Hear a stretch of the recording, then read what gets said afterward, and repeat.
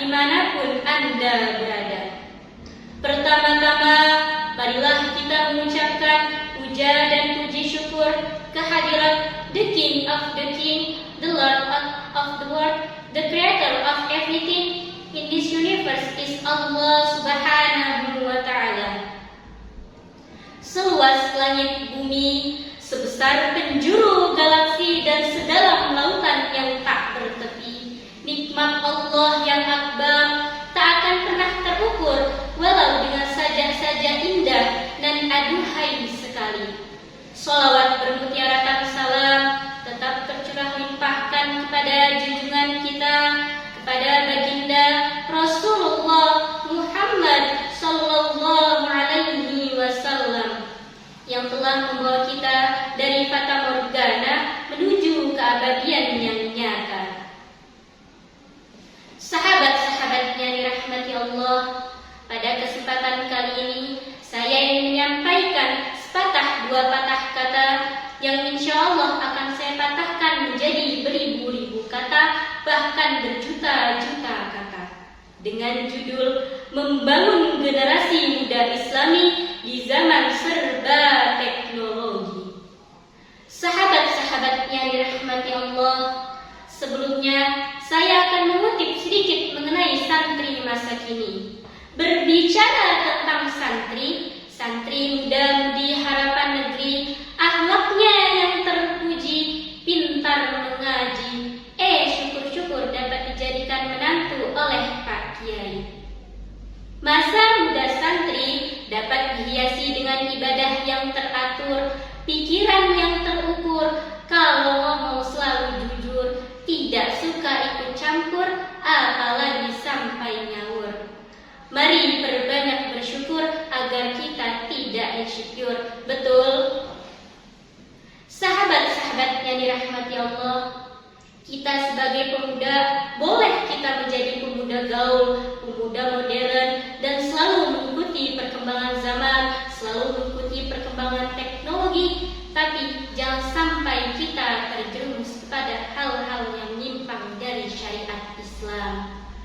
Sahabat-sahabat yang dirahmati Allah, berbicara tentang pemuda gaul, banyak orang yang berpikiran bahwa pemuda gaul adalah dia yang selalu berpakaian stylish dan modis. Namun dalam kacamata Islam, pemuda gaul bukanlah seperti itu. Pemuda gaul dalam kacamata Islam adalah mereka yang selalu mengikuti perkembangan zaman, selalu mengikuti perkembangan teknologi, tanpa meninggalkan syariat-syariat Islam. Jika dirumuskan, pemuda gaul adalah modern ditambah syar'i, maka kita boleh mengikuti perkembangan zaman, mengikuti perkembangan teknologi tanpa meninggalkan syariat Islam. Sahabat-sahabat yang dirahmati Allah, seiring berkembangnya zaman, seiring berkembangnya teknologi yang semakin hari semakin menjadi-jadi, kita sebagai pemuda Islami haruslah selektif dalam memilih tontonan dan tuntunan, dan juga harus lebih bijak dalam menggunakan media sosial. Di zaman sekarang, siapa sih yang tidak mengenal dengan media sosial? Seluruh orang yang ada di Indonesia pasti mengenal dengan kata media sosial.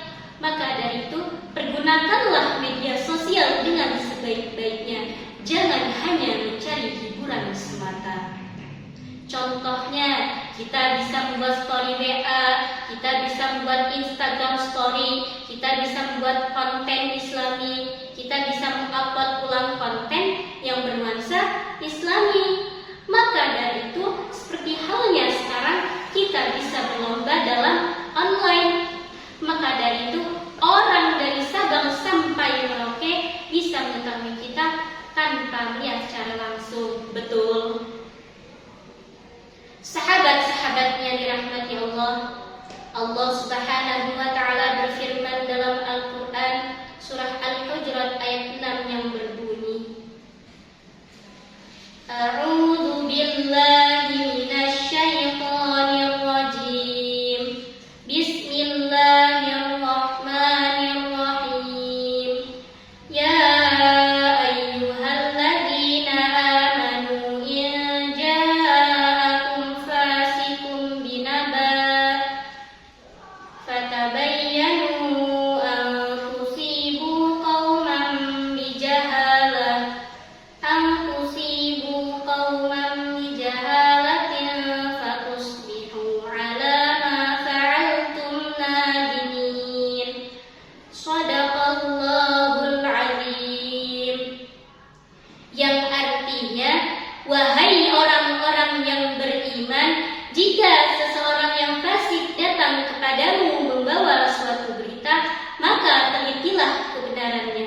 agar kamu tidak mencelakakan suatu kaum karena kebodohan yang akhirnya kamu akan menyesali perbuatanmu itu.